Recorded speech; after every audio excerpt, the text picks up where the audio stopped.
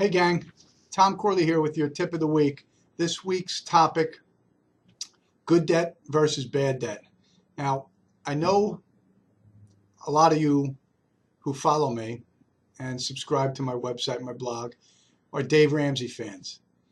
Um, and I usually espouse the evils of accumulating debt and the importance of living below your means because that's how a lot of the self-made millionaires in my study did it. However, there's a group, uh, a big group, close to 70% of the self-made millionaires in my study who did it a different way. They pursued some dream, or they um, went to college, grad school, got their PhD, and became CEOs and senior executives in big companies. And there were others who didn't go to college and just went into real estate and became focused on accumulating real estate assets. Um, so I want to just clarify that there's good debt and there's bad debt. The good debt is just what I talked about, and we're going to get into that a little bit. The bad debt is really the kind of debt where you're using credit cards and loans and things like that just to maintain your standard of living. You have to rely on that debt because you're living beyond your means. Um, Now, I thought I'd share some examples of some millionaires or billionaires that I studied who, you know, used good debt in order to become wealthy. One of them is, and you'll probably know this name, Elon Musk. He's the billionaire.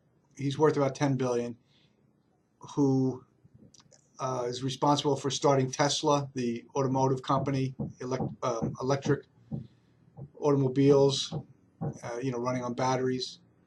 He's also responsible for SpaceX, and he's also a major investor in a solar company, Solar City. What's interesting about Elon Musk is he not only put all of his wealth, and he had an enormous amount of wealth, 223 million that he got from selling his share of PayPal. He had at one time 223 million minus whatever the tax on that, and I think he was left with about 180 million dollars. He dumped all of that into really three companies: Tesla, SpaceX, and Solar City. With respect to Tesla, he not only poured all of his money that he had allocated for that investment, he actually went into debt. He secured additional investors. He put Tesla into debt, and at one point he was on the brink of personal bankruptcy, and Tesla was on the brink of bankruptcy. They had tried to send a couple of rockets into space and to get into orbit. That was critical, and they failed. 3 times they failed, and but he didn't quit. He was on the verge of bankruptcy. He was able to pull together what remaining money he had, and also got other people to invest. But if that fourth rocket launch failed, it would have been over for him. But it didn't fail. That's an enormous risk that he took. The rocket obtained orbit, and in December of 2008, NASA awarded SpaceX with a $1.6 billion contract.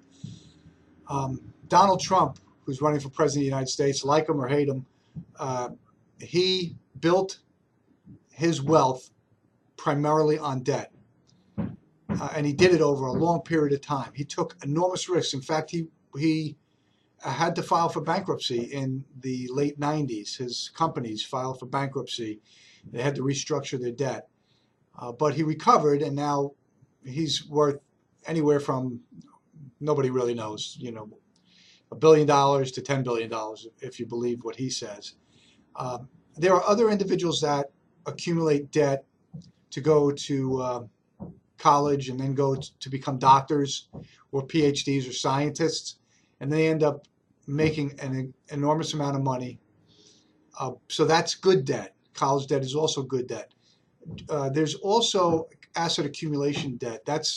I had one of the individuals in my study had, when I interviewed him, or I interviewed her because it was a woman, she had accumulated $20 million in debt. But here's the thing, she had over $48 million in assets. And she was slowly selling off those assets, $3 million one year, $4 million the next year, and kind of redirecting or reallocating that money into retirement funds. I just want to make a big point here, a distinguishing point, that there are two ways to become rich. One is to live below your means, and the other way is to pursue some dream. And oftentimes pursuing that dream means that you're going to have to go into debt. That's okay, because dream debt, college debt, and asset accumulation debt, that's good debt. That debt can turn you into a millionaire. That's it for this week, and I'll see you guys again next week. Thanks.